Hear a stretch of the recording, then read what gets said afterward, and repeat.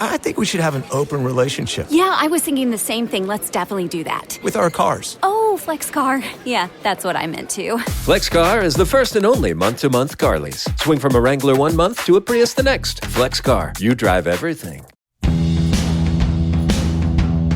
Welcome back to Come Back with a Warrant podcast. I'm Brandon Dinetz. And I'm Monica Ishak. Before we kickstart this week's episode, this is your reminder that this podcast is not legal advice. It's real, unfiltered, and for entertainment purposes only. If you need to speak with a lawyer, call one. Or better yet, call us. Welcome back. Today we are talking about probation, but this time we are talking about the legal perspective, because before we had a probation episode, it was with Fabi. We sat down with her and she gave us a lot of great stories, but you know, we have our own to tell this time. So that's true. and in general, probation is one of the quickest ways that people end up in jail or end up back in jail. And it is because there are a lot of misconceptions about what probation is. And that is from people that are either attorneys or non-attorneys. Probation can be a gift and a curse. And it, you know, in a lot of ways, literally means that you're doing this in lieu of jail. Probation is supervision in lieu of being supervised in custody. Yeah. Well, the way I think about it or describe it is like it's a community-based sentence, because you're serving your sentence in the community versus being incarcerated. And oftentimes, from the judge and the state's perspective or the government's perspective, it is something that is seen as a gift in lieu of jail, because it's kind of like a break. You could be going to jail for this, and that's the maximum and the worst case scenario is jail, but instead you're getting to go home to your house, sleep in your bed, live your life with just reporting and conditions. So right, but the threat of jail is always held over your head while you're on probation. Exactly. And that comes into play a lot when you're like, if you violate probation, that's the reason why you're not entitled to any bond as somebody who's being accused or charged with violating your probation, because they see it as a gift. Like, that is, I think, the reason why. So let's start with how we get to probation. So a person is being charged and they're going to resolve their case either by a plea or after a trial. It gets resolved and they are placed on probation as part of their sentence. Probation generally includes a period of time where someone is supervised and then a list of special and general conditions that they have to complete. Special conditions are things like classes, community service, certain fines. General conditions are things like court costs, travel restrictions, not violating the law while you're on probation, drug testing, things like that. And this could apply to misdemeanors or felonies. It doesn't matter. You could get it for any. Correct. And sometimes it could be a split sentence. Sometimes you could serve an incarcerative sentence. Sometimes you could serve an incarcerative and a community-based sentence. So it really could come in all forms. And it's like you really can get creative with probation, which is nice because it helps with resolving the case. And you can be kind of flexible when it comes to like bringing everybody to the table when it comes to probation. True. And it's ultimately you're able to avoid jail if you're able to get a period of probation. But a lot of times people are set up to fail when they go on probation. True. And a lot of times I think people, don't understand what they're accepting when we see that they're getting an either jail or probation type of offer put in front of them. I keep seeing this thing on the internet right now where there was a lawyer that accepted, I think, 10 years of probation instead of a 30-day jail offer.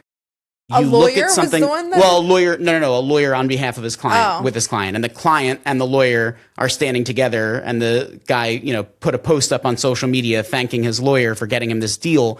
It's a terrible deal, first off. I would have served the 30 days. And most people would. Yeah. And the problem is that you have to now be perfect in terms of the eyes of the law and in terms of the eyes of the probation supervisor. And that's one of the things that makes probation special and challenging at the same time, because you are supervised by an individual, and this individual is not law enforcement. They're not a lawyer. They're not part of the court. Sometimes they're from a private company. Sometimes they work for the government. But they have more power over you than a police officer does, than the judge does, than the prosecutor does, because if they decide to violate your probation, and we'll talk about how that happens, they're the ones that are making that decision. It's not a police officer that's making that decision. It's not a prosecutor. It's not a judge. They're deciding that you're violating, and now by virtue of them doing that, they set in motion a whole process, including potentially a warrant and an arrest and a period of time in jail based on their discretion. And that causes a lot of problems.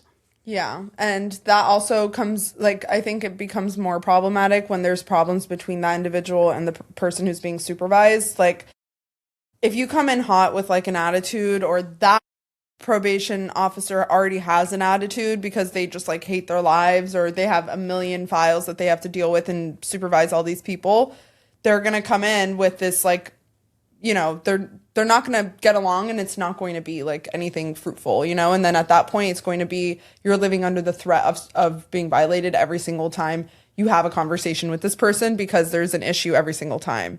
And that's something that I come across with my clients a lot. Like, I have one client right now that she has an affidavit for violation of probation pending, and she has actually completed all the conditions. And it's because the probation officer doesn't like her. And it was like, you didn't make any of your final payments. And it was like, because she didn't send it in the manner that she asked her to. But like, it was already paid. You know what I mean? So it's like the conditions were met. Like, legally, you shouldn't be violating. And at this point, the state was like, let me know when the probation officer approves them. I'm going to dismiss the violation. Like, it's a matter of the probation officer, and it's in their hands to say like, okay, cool, state, now you can dismiss it. Like, we happen to have one of the best probation officers out there, when she was a probation officer, on our show. And that's not unfortunately, that's not the norm that we hear from clients. A lot of times we hear that the people that are in charge of them in probation take advantage of the Their situation, power, too. because they have a lot of power over these individuals. They decide when you need to come in for a random drug test. They decide whether or not it's acceptable, the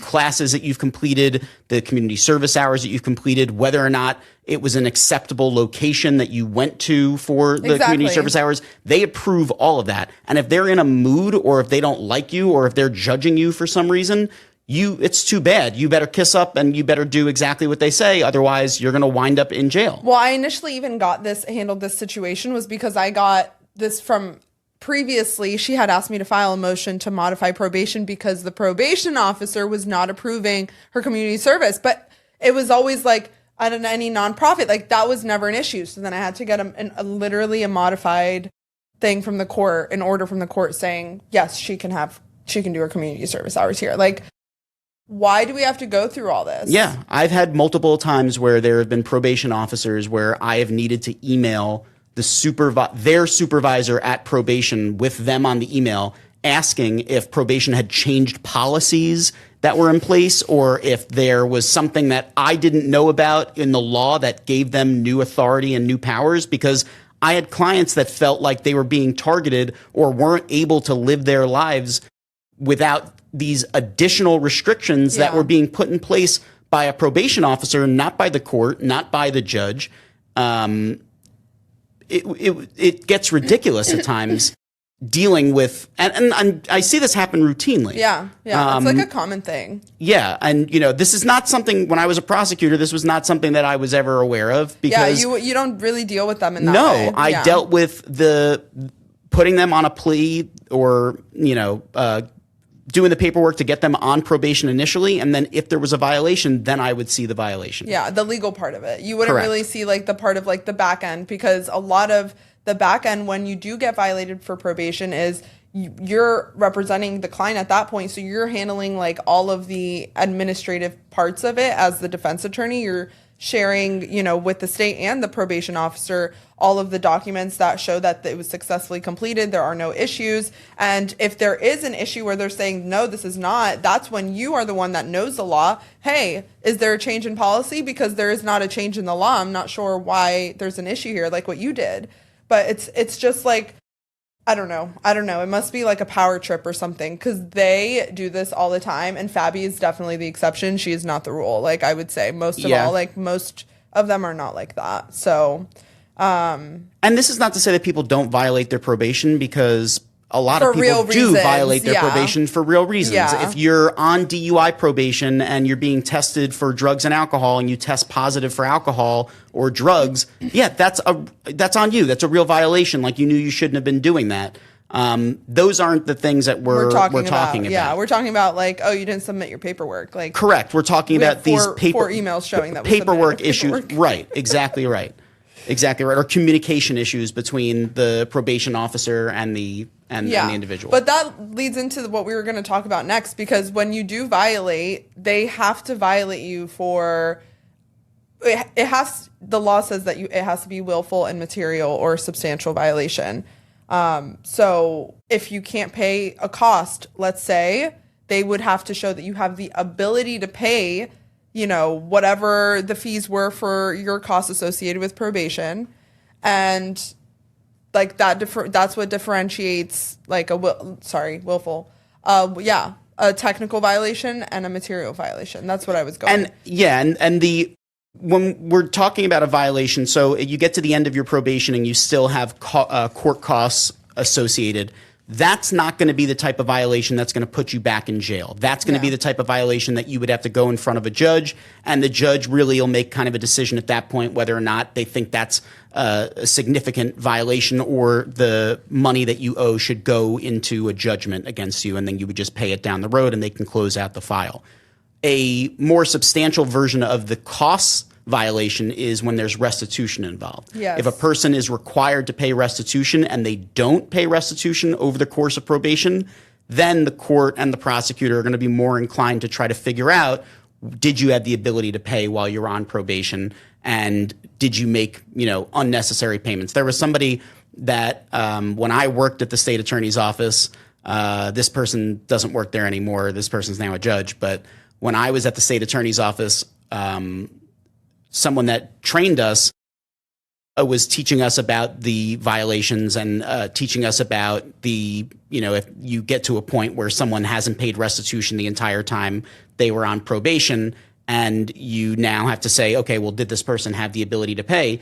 This person that was teaching us said, ask them for Publix receipts, ask them for the different things that would show that they were spending every dime they had in the right type of place. If they're coming into court and they're wearing a brand new pair of Jordans, and you see that, not that this person didn't teach us this, but this was something that later, I was thinking about. If somebody walked into court in a brand new pair of Jordans and is standing in front of the judge saying, "Oh, I had no money to pay for restitution," there's ways that you can call out bullshit. Was that often what you saw though?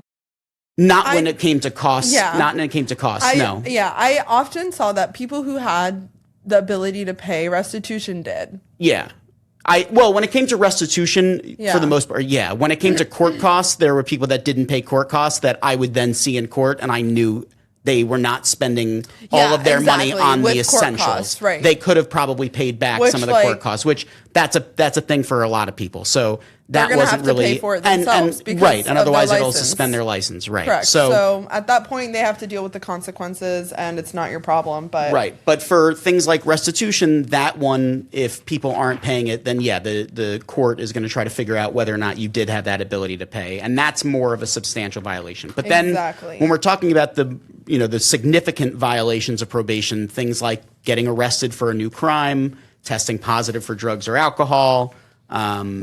Those are the bigger ones that are going to land you in jail, basically pending your final VOP hearing, which is considered your trial on the allegations of violating your probation. Right. So, and you, as you already said, when you get a warrant for violating your probation, there's no bond and you're not entitled to one. Yeah, because your privilege to being out in the community is now revoked. Like, that's literally the reason. It's like you were given a gift You were given an opportunity to do this thing and not get in trouble, not land yourself in jail, and you still ended up doing that because you violated or alleged to have violated. So and the process of getting there makes a difference. So the probation officer has decided that there's a violation. They file a violation affidavit with the court. The judge reviews it, and the judge decides whether or not to issue a warrant or to issue a notice to appear on the case. Generally, if it's a significant enough violation, the judge is going to issue a warrant.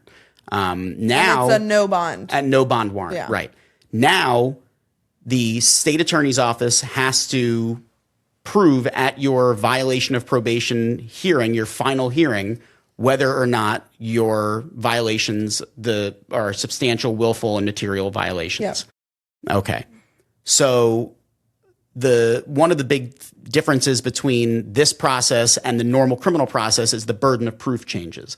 The state has to prove by a preponderance of the evidence that there was a violation, the violation occurred, as opposed to beyond a reasonable doubt. It's a much lower standard, and it makes it a lot easier for the state to prove that there was a violation just because it's more likely than not that there was this violation, the civil standard. So for prosecutors, it's generally very easy to prove a violation existed. And at the violation hearing, oftentimes the defendant is the one that's called and testifies. Yeah, because you don't have a right to remain silent. Correct. And while risking the maximum on the underlying charge. So if you're charged with, a third degree felony and you are placed on probation for that third degree felony and you are accused of violating, you're found to have been in violation, you could get up to 5 years.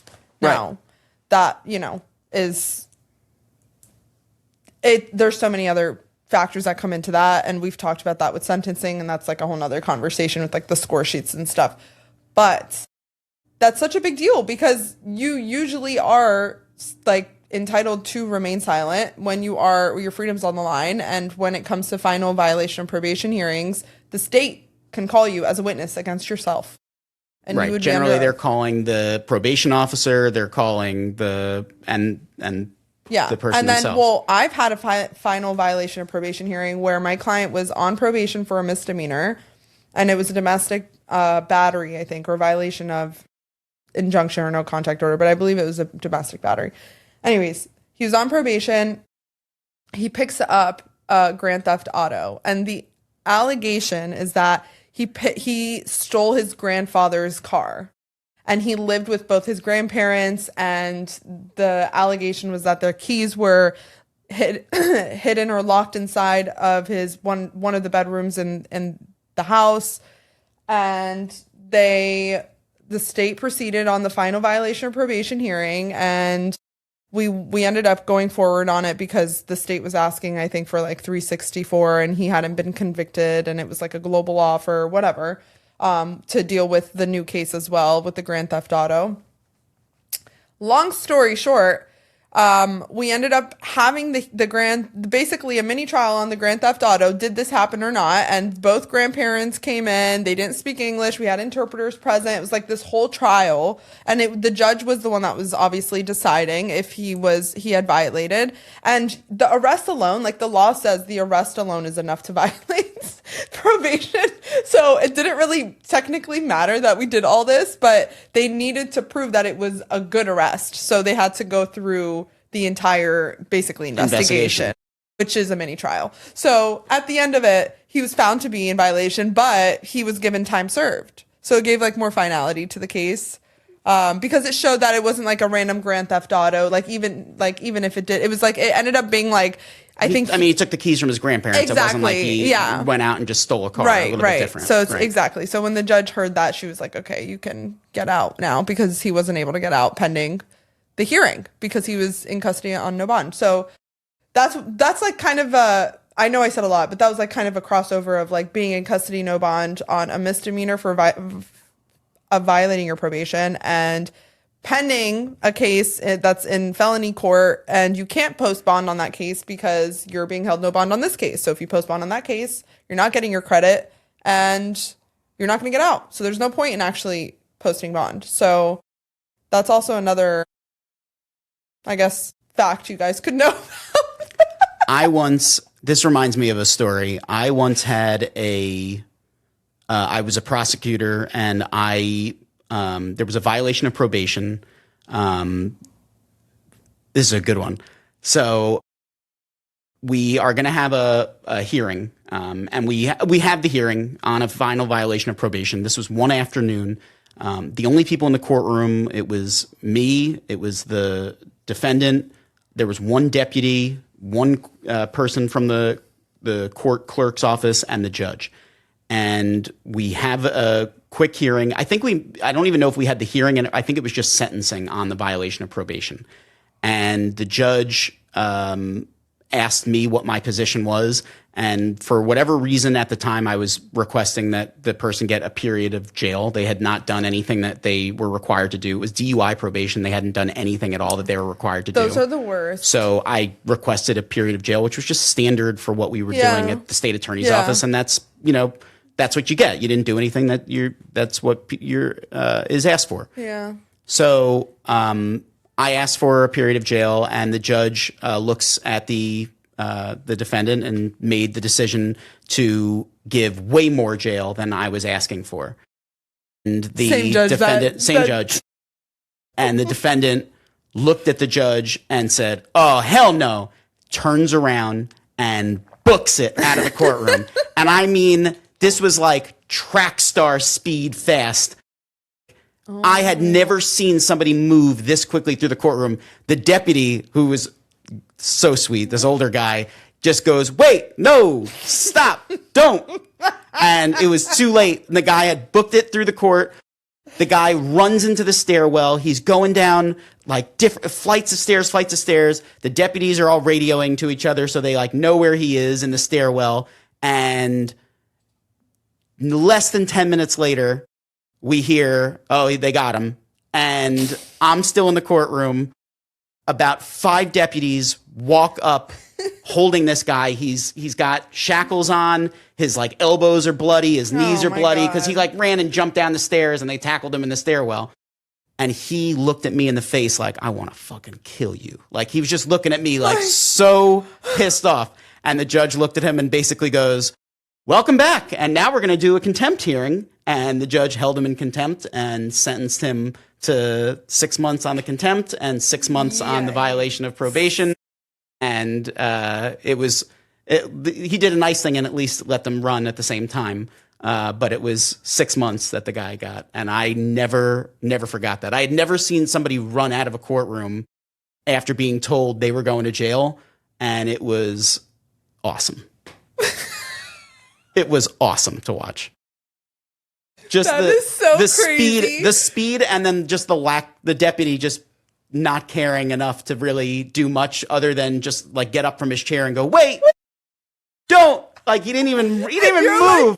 And I was just like, I just saw a blur run past me in a red shirt, like a blur go right by me, and I was like. Also, the guy totally could have like beat the shit out of me in that moment if he really wanted to. Yeah, but he made the decision that running out of the courtroom was his move. For me, it worked out. For both of you. Well, he maybe would have definitely gotten. Yeah, he could have just and caught a new charge right there. With, So everybody in the courtroom listed as a witness in that case. Yeah, it was pretty wild though. I had never seen anything like that. I've never seen anything like that since, but it was. I know. Great. Isn't that so annoying? You don't see crazy shit as much when you're not at the state and the PD. No, because you're not in the courtroom the whole morning. Like you got to be there for the whole morning because be there all morning. When crazy things happen in court, it brews. Yes, it's got to brew over time. Like the docket's got to be going a certain way, and then something, the judge handles something in a certain way or yells at somebody, and then you feel the energy in the courtroom change, and then all of a sudden something crazy happens.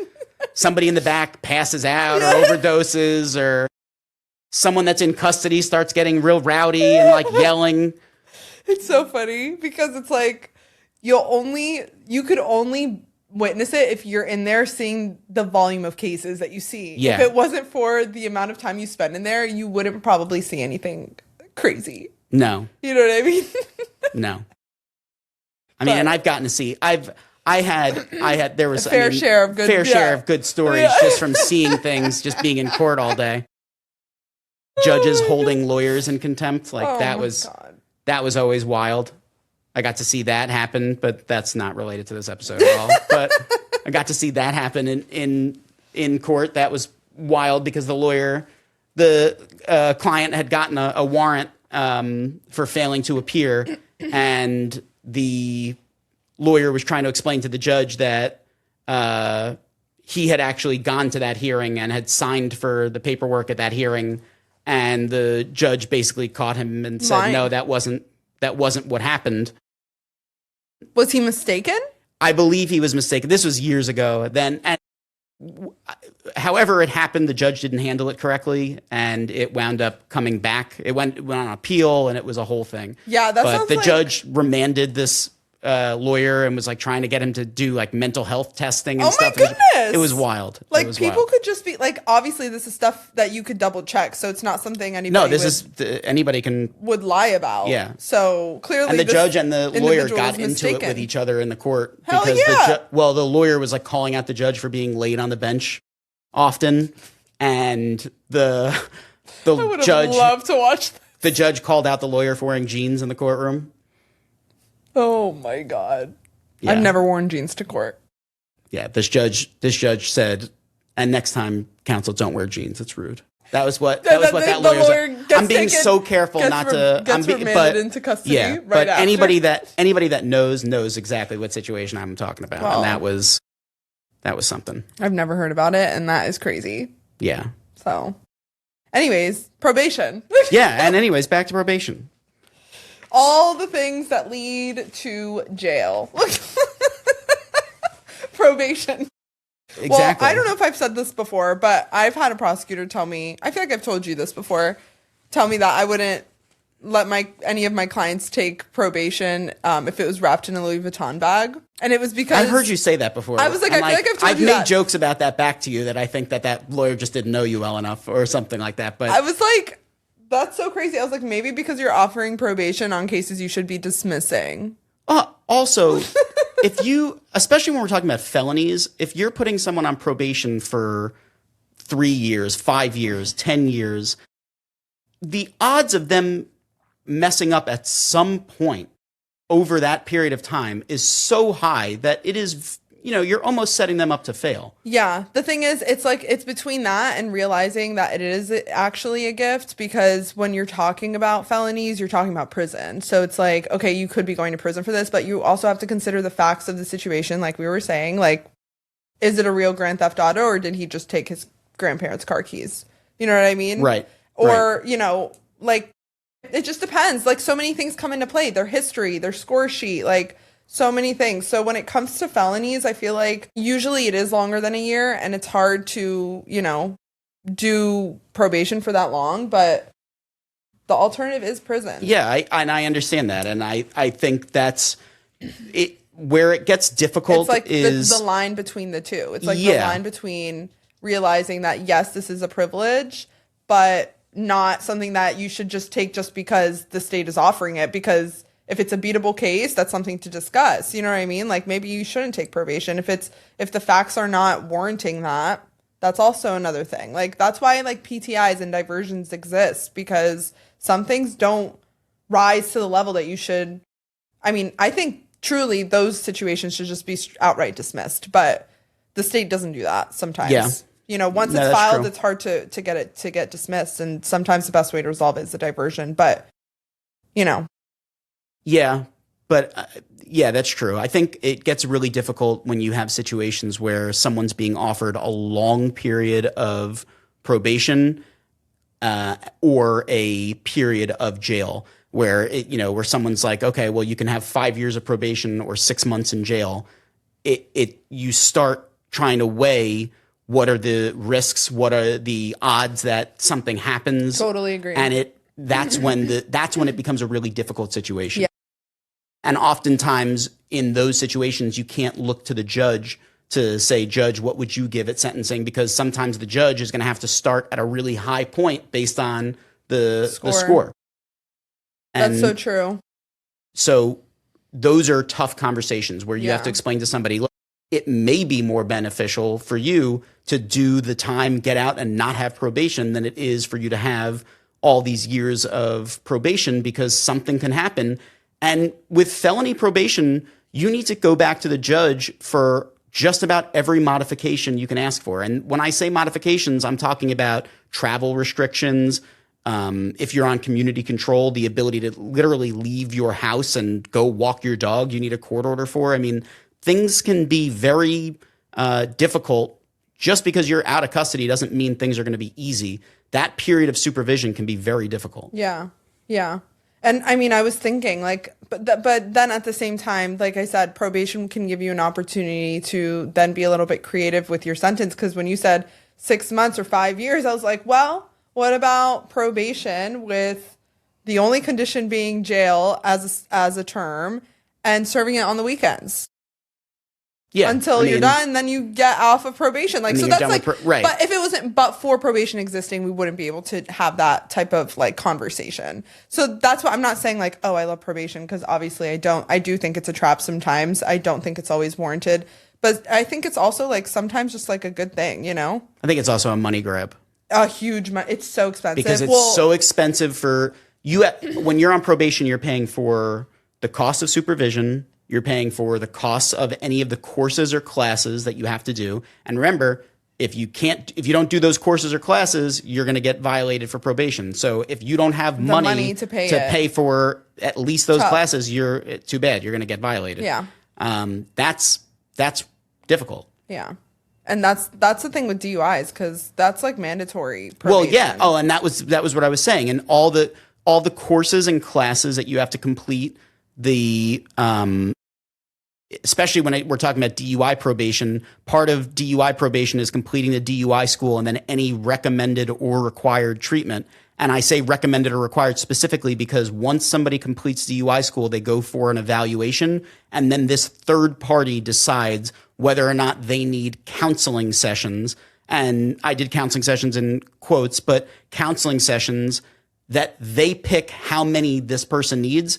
And these counseling sessions are with a private provider. Yeah. So it's just arbitrary numbers of times that clients would have to go back and pay for these different sessions. And if they don't do it, or they're questioning why am I doing 20 sessions of counseling on my first DUI?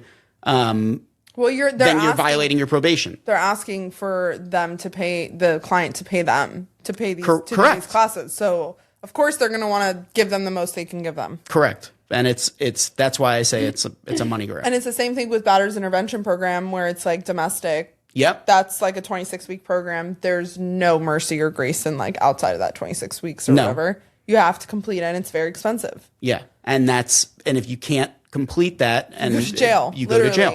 Right. It's like the alternative. Yeah, probation is a lot, and it's definitely not something for everybody, because some people are just not good probation candidates. And like you see that working at the PD's office, and I think at the state, you probably can identify that when you're like seeing certain people. That's an important skill. Yeah. To be able to identify that prosecutor should never put a person on probation knowing that they're going to fail or expecting them to fail. I feel like some people do that, but I don't know if I don't think it's like a intentional I want you to fail type thing. I think it's just like a ignorance thing. Like, hello, like, and sometimes I have to say this person's not going to be successful on probation. Right. I mean, sometimes people will go on probation and, like you said, have a split sentence where they'll have some jail and then some probation. And if the period of probation at the back end is not long enough to complete the conditions that they're being required, you're setting them up for fail by giving them that. Exactly. Yeah. And that happens. Yeah, exactly. And that's where experience is like very important, I think. Yeah, I think on both sides, whether you're a prosecutor or a defense attorney, to be able to view a potential probation candidate and say whether or not this person is going to be able to make it is pretty important. Yeah. And so that's placing people on probation, but going back to the resolving them, obviously you can resolve it with a plea, which we were talking about final violation of probation hearings. A plea to the violation. Yeah, but I'm saying the alternative instead of a trial would be a final VOP hearing. Right. And an important distinction between that and a trial is that the judge is deciding versus a jury. You don't get a jury in a final violation of probation hearing. Correct. It's just you, just like your story. You, the judge, the client, and a defense attorney if they have one. If they don't, and they're self-representing, I guess, and in that situation, it's just them. So that's also another thing, because I think it's just more legal. You know what I mean? It's more of a legal analysis than a factual one. But I mean, it is actually a factual one because you're deciding. Well, yeah, because you're applying the facts of the specific violation to whether or not they did it. Yeah. And it's, when these violation affidavits are filed, it's usually multiple things, and all that needs to be proven is one of those violations. Yeah. So, if the person allegedly violated by not completing community service hours and by picking up a new arrest, you don't have to sit there and prove the new arrest necessarily. The prosecutor can just go and prove that you didn't complete the community service, and that's sufficient to get you through there. Wouldn't be wise, but yeah, usually they go through the whole thing. Because if they're going to ask for more at sentencing, then you want to go through the most serious allegation. Yeah. But it's not necessary to do that in order to prove the Violation. fact that there was a violation. So obviously there's more technicalities, I guess, with a final VOP. Hearsay is admissible. That's another thing, which is a really big deal. Yep. Because hearsay is an out-of-court statement offered for its truth. And that could be like, I'm saying I saw Brandon drinking at the bar while he was on DUI probation. I don't have to come in to say that. The probation officer can just go to court and be like, Monica called me and told me that Brandon was drinking at the bar when he was on DUI probation. Okay, I have multiple clients that have gotten violated on probation for that exact thing. For people snitching? For people calling in and snitching. So bad. Yep. I actually recently discovered, after our probation episode where we discussed it, I had a situation similar to that where I was like talking to someone and they were like, they literally ended up getting a warrant. Law enforcement ended up getting a warrant based off of it started from tips. Obviously they had to get probable cause. One thing led to another. They got a search warrant for the house. The guy got a violation of probation. So it was one thing led to another from word of mouth and basically hearsay, which, obviously doesn't matter because you're not in court, but same thing. People are snitching. People are just yapping their mouths. This person's on probation, shouldn't be doing this. And then they're getting violated. Well, another thing, and this is something I'm dealing with in a case right now. I have a client that violated his probation by picking up a new crime. And he is going to have to sit in custody pending the result of this violation. And I know the state attorney's office, because the new law violation is a felony and the violation of probation is a misdemeanor, they're going to be looking to the felony case to kind of dictate what they do. And that's going to keep him in custody longer on the violation of probation because he's going to have this other case pending. He's going to end up maxed out on the VOP. Hopefully and then not, maybe do a final or get a time served on the new felony charge. Yeah, that's probably what's going to happen. That's so. And that's the hands are tied. It's not a good situation. This is not a situation where we have a defensible new case, but this is a situation where he was on probation and picked up the same offense. So that is the worst thing you can do. That's the worst the situation when you're on DUI probation or probation for.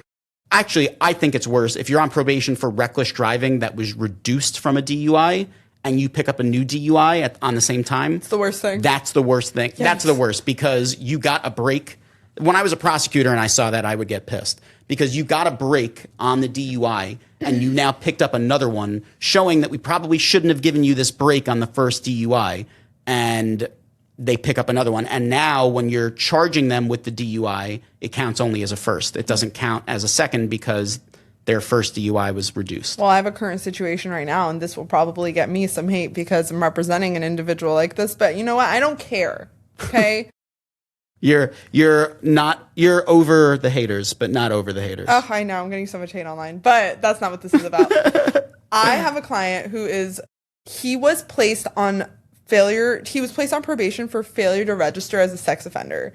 And you're going to get hate for this now. Is a huge break because if you are on probation for failure to register as a sex offender, you likely, depending on your criminal history, which in order for you to be a registered sex offender, you have to have obviously some sort of conviction that is a sex crime on your record. You likely score prison. So being able to get probation in a situation where the lowest permissible sentence you can legally get is prison is a really great thing, right? Well, I'm not going to go that far. Well, it's a great outcome for your client in terms of outcomes go. Right. Correct. I should say not a great for depending on who you ask. This is a great thing for the community. It's not a great thing for the fucking community. It's a terrible thing for the fucking community. I didn't do but that. Understood what you're saying. But I would. I get what you're saying. Anyways, long story short, he violates probation by picking up a new sex crime. Yeah, you're gonna get a ton of hate for this. As well, you deserve it. He's like, I would never do this. Send those cases to me. That's all yours. I'll represent you. Don't worry. That is all you. There's plenty of love for you over here. Oh, too much love is what got them in trouble in the first place. Good for you. Anyways, there's nothing worse you can do. I think we haven't resolved that case yet, but by the time this airs, it would have resolved. You're gonna get negative sympathy. I don't think anybody will be sympathetic for you or your client, but there's that. Well, this is just education. It is education. Not pick up anything related to what you're doing or sex crimes at all. But yes, exactly right. Do not pick up. I always like the don't commit two crimes at once at the same time. But yeah, if you're on probation, you should be minding your P's and Q's, and you should not be picking up new crimes, no matter what they are. Yeah. The big one that people get is the driving under suspended license while on probation. Yeah, that sucks. Which is like really shitty. Like those really should not happen. That sucks. And that a lot of times is in relation to what the first case is, that if you're on DUI probation and you have a suspended license. One way to piss them off. To pick up a driving under suspension, which is a criminal offense, that is unfortunate, but you also have to, That's the one situation I am like most understanding of. Agreed. When you pick up a DUS, it being a violation of your DUI probation, because as a part of your condition of DUI probation, you are agreeing that your license is revoked for a year or 6 months or whatever the time frame is. Right. And you ultimately, what's difficult is those people are still required to complete a list of conditions for probation. Yeah. So the inability to drive and get around is a hindrance to doing that. And of course there are other ways, but if you're spending all of your money on Uber and other, on taxis and whatever else, you're not going to be able to spend that money to complete the conditions of probation. You really need to rely on someone to like. That's a vicious cycle. That's and some really people tough. don't have that. Yeah. Some people don't have that support. They don't have the resources. They just can't do it. Yeah. And I see that a lot. I see a lot of people that get, a lot of times when people get a second DUI, it comes with them also having a suspended license, and they get a suspended license charge also. So I've seen on a lot of second DUIs, which is like literally, or second DUI arrests, not necessarily second DUIs, but second DUI arrests. I've seen a lot of suspended license charges with that. Yeah, those are just like the worst. I don't know. I hate dealing with driving under suspended license charges. Is such a unfortunate thing, because I have noticed transitioning from the public defender's office into private practice that there is a significant decline in, like, people with access to resources don't get charged with those crimes. I have not really represented, significantly less. But I've seen a lot of those cases over the last few years for people that can afford to deal with it, and it usually stems from a DUI. No, from people paying traffic tickets and not realizing that traffic tickets that they had paid for in the past without ever challenging started to accumulate in such a way that it would create suspensions on their license. So if you have unpaid tickets that let's say you got a speeding ticket and you never paid it, that suspends your license. Right. And now you pick up you get another ticket for something else, and that cycle starts. But usually those add up. people are people that didn't have access to resources to pay them. Sometimes, or people just forget about the tickets. Yeah, which happens a lot. Really? In cases I see where it happens a lot. Yeah, I mean, there's people that just don't take care of renewing their license on time, or if they did have an issue like a DUI in the past, and then never took the steps to make sure they completed all conditions that the DMV requires for them to get a new license, whether that's insurance requirements or anything else. That's true. They don't formally get it reinstated. Well, that's what I've seen is like usually Yeah. people with resources that get DUS are people that haven't dealt with their DUI properly or failed to do something with their Right. DUI. I meant more so like failure to pay tickets, failure to pay court costs, all of those reasons. Like most of the people that are charged with DUS are charged for those reasons. And then my mind went to like expired tag and all those other criminal traffic infractions. Anyways, those people don't usually get on probation. No, you don't get it on you don't get probation for a DUS. No, it's What not would the a thing probation terms usually. be? Don't drive. I mean, it would be a little ridiculous. Yeah. Which that wouldn't be enough. Yeah.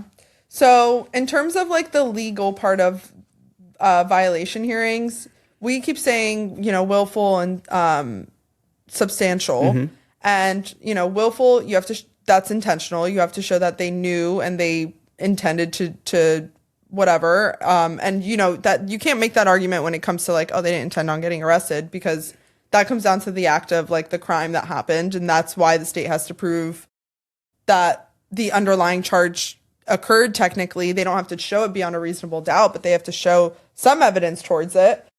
And then when it comes to substantial, that's something that's not trivial, not a minor violation. So it really is pretty easy for the state to prove It's very at a easy. final violation of probation hearing versus a trial, like showing that someone is guilty. They have a lot more of a burden in a jury trial. So that's a big distinction. The other thing is, if you were on probation for a long period of time and you're getting towards the end of your probation and you violate, the judge still has the discretion to sentence you up to what the max was. And it's like those days that you were on probation don't come off of your sentence or potential sentence. And that's frustrating, because if you were on probation and you did everything right all the way up to the very, very end, now you're at the very end and you have this issue. Or the situation where the probation officer didn't violate you in time and waited only all the way until 30 days prior to the end of probation to violate you, because they're just now looking at the fact that you were supposed to do X, Y, and Z and never asked you for it. Yep. And so they violate you months down the line when you should have been violated months before, which makes a difference, because once you get violated, your probation's told, and you don't have to technically be on probation for that time. But now when you're violated at the end, you've accrued all these costs. You've been on probation. You know what I mean? So it's just, that's another issue with probation officers. Like, I've seen that a lot, actually. Yeah, where they just I have wait too. till the end to violate. I'm like, why the fuck am I just getting that? Why are you just getting violated now? Well, that's also when you take a plea, the terms of the plea always indicate that probation needs to be completed before, usually, and I'll give you the example of a misdemeanor, before 30 days at the end of probation. Right. So all of the conditions would need to be completed. If you were on probation for 12 months, they would all need to be completed within 11 months. And then Right. that last period of time is where the probation officer needs to make Gather sure that you everything, did everything basically. right. And then if they're going to violate you, they have that window of time to violate you before the clock runs out. Exactly. So that's something that I didn't know when I first started putting people on probation. I was like, oh, I didn't tell people that. I was freaking out. But they signed the paperwork. I read it to them. It was there. It was definitely there. If someone used to write that paperwork, it was definitely there. Yeah. Sometimes, as defense attorneys, we also get involved when our clients are placed on probation to file motions to modify probation for travels. And really anything. Sometimes I've had, requested permission to not just travel like outside of the state, like to a different country and come back. Oh, yeah. Be able to transfer probation to a different state if you want to leave the state and, live somewhere else. There's so many restrictions. So you have to literally get permission for everything. And there's so many ways that you can go about it. So that's also another thing. The other motion we usually file is motion for early termination, which is requesting to get the client off probation early, which is a really, really awesome thing that you can do for your client, I think, when you get the opportunity to, because that means they did everything up front that they were supposed to do. Let's say they get 12 months probation, they finish everything in 6 months. You go in front of the judge, month 6.5, 7. You're like, hey, they complete everything. They deserve to get off probation early. They were diligent enough to do it. And oftentimes when the state is on board, the judge just signs the order. And obviously if there's a victim involved, that's when Marcy's Law comes into play too, with final violation of probation hearings Yep. and getting somebody off of probation, they have a right to be heard because, I recently actually read on Marcy's Law, the root of it. I don't know if you know the story behind it. It was this girl that got murdered in California, I think it was, and the family of the victim was in a supermarket, and they saw the guy was out of custody, and they were like, what the heck? We were never notified of this. So they ended up taking it to the state, and they were like, what's going on? And we were never notified, but there was no law that required them to be notified. Notified of this. Yeah. So the whole point of Marcy's Law is notification, which we've already talked about on other episodes, that it doesn't really play out that way, but it definitely does come into play when somebody's on probation and is getting off of probation or is in custody and because of they're not on probation, they are still notified about this process. So that's also another important thing, because they do come in and testify for, victim impact statements or whatever. Yeah. But yeah, so I think that's it. Yeah. So probation can be a gift or a curse. Sometimes both. Yeah. Sometimes it's mandatory depending on the charge. Yeah. It's just something that. But it is a good tool that we can use sometimes to avoid jail to begin with. And if it works out that it's a reasonable amount of time and you're looking at an unreasonable amount of jail, then probation is often the best option and can be a win, because ultimately you're out of custody and able to continue living your life while serving this sentence. Yeah, exactly. So that sums up our episode on probation. And if you liked listening, make sure you like, comment, and subscribe. We are on all platforms. We have a weekly newsletter, so make sure you subscribe to that to get your weekly gems in your inbox. Give us a 5-star review. And if you didn't like listening to us, come back with a warrant.